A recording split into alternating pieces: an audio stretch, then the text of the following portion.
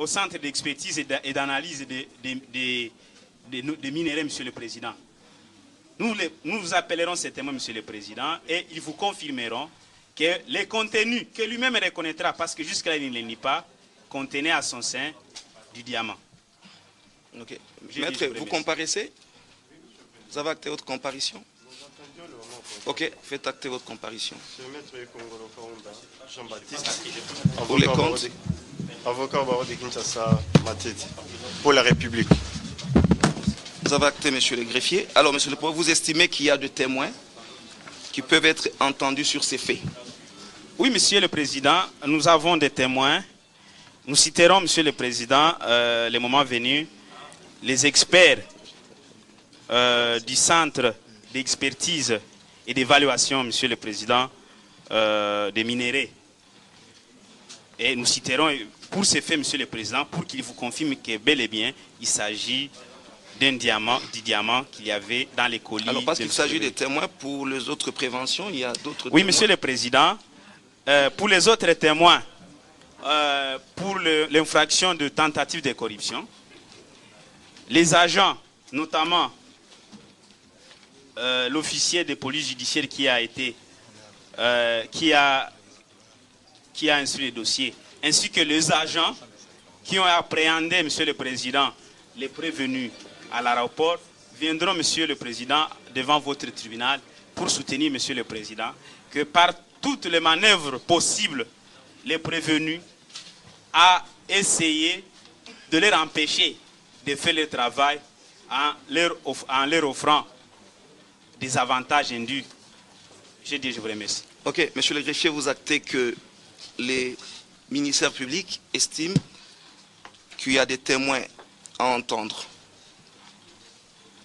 et que, conformément à l'ordonnance loi relative à la répression des infractions flagrantes, ces témoins étaient tenus de suivre le prévenu et y déposer à l'audience de séjour.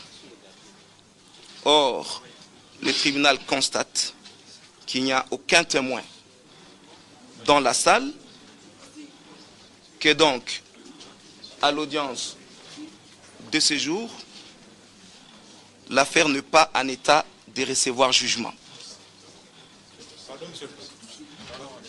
Attendez, maître, attendez. Que, à l'audience de séjour, le ministère public n'ayant présenté aucun témoin, il a promis de faire venir le témoin. Donc, l'affaire n'est pas en état de recevoir jugement à l'audience de séjour. Dans ces conditions, pour permettre au ministère public d'accomplir ses devoirs, il y a lieu de renvoyer la cause à l'une des plus prochaines audiences pour que le ministère public accomplisse ses devoirs. Monsieur le procureur de la République. Merci, monsieur le président. Vous avez constaté que les prévenus, nous vous l'avons présenté en état d'arrestation sur base du procès verbal de saisie de prévenus de l'OPJ.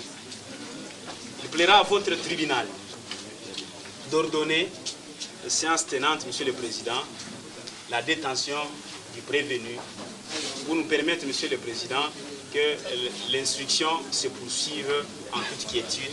J'ai dit, je vous remercie. Pardon, monsieur le Ok, le tribunal va en arriver. Le tribunal est en train de dire. Pardon, monsieur le président. Pardon, monsieur Le tribunal parle. Attendez. Le tribunal est en train de dire qu'au fin de permettre au ministère public qui a traduit les prévenus en produit de flagrance de faire accompagner celui-ci de témoins pour déposer autour des faits mis à charge du prévenu, il y a lieu d'ordonner que la cause soit renvoyée à l'une des plus prochaines audiences.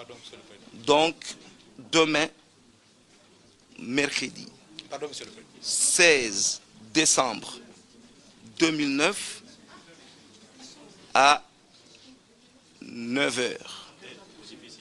Mercredi 16 décembre 2009,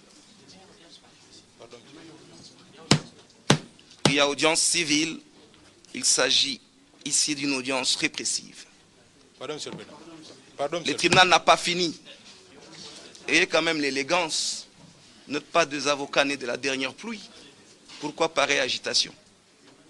Le tribunal a observé que vous demandez la parole, mais laissez le tribunal faire acter le renvoi. L'audience sera tenue demain, mercredi 16 décembre, à 9 h.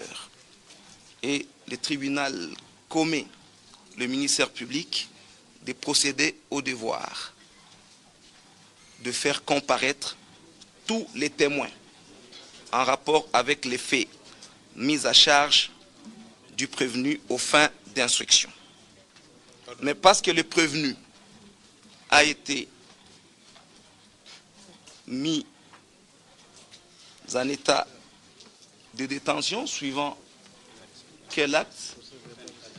Suivant le procès verbal de saisie des prévenus, le tribunal estime et vous actez la décision que conformément à l'article 6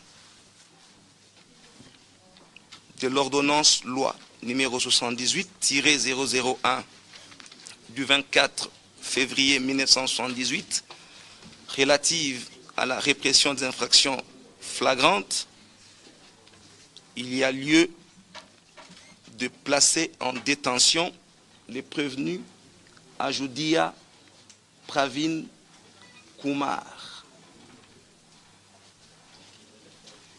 Que donc le tribunal ordonne la détention préventive du prévenu susnommé. Pardon, monsieur le président. Pardon, monsieur le président. Et la remise est assurée. Pardon, monsieur le président.